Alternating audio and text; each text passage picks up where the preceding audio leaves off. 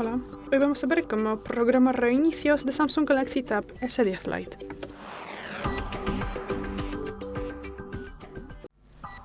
Para esto pasamos a los ajustes y luego tendremos que bajar un poquito más y entramos en mantenimiento del dispositivo.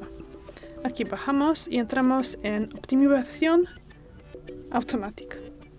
Bajamos, entramos en el reinicio automático, desmarcamos cuando sea necesario y marcamos según horario.